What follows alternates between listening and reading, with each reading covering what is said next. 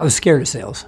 All right, I didn't want to do sales because growing up, the way I looked at sales and really the stereotypes behind it was this used car salesman twisting old ladies' arms behind their back, getting people to do things that they didn't want to do, and really just being sleazy. And it was just a misunderstanding because I didn't know anyone in sales. But I was scared because I didn't like confrontation, and I just didn't know what to expect. It was more the fear of the unknown.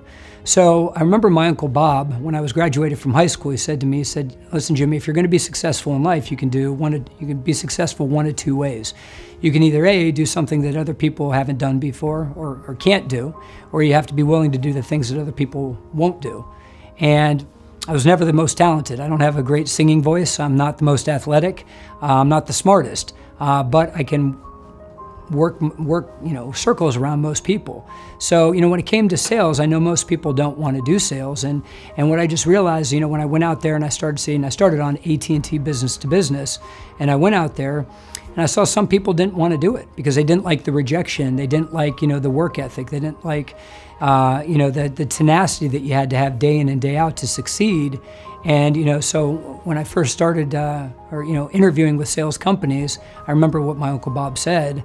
And I just realized, okay, if other people aren't willing to do this work, there has to be some sort of value there.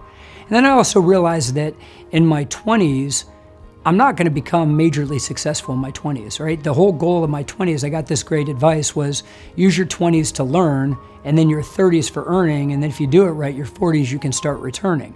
So I really started chasing skills, and when I looked at sales, even though I was fearful and a little bit maybe negative as far as my outlook on it, I just knew that the skill sets that I would need to develop and the disciplines that would be developed through sales were going to help me in the long run with my career.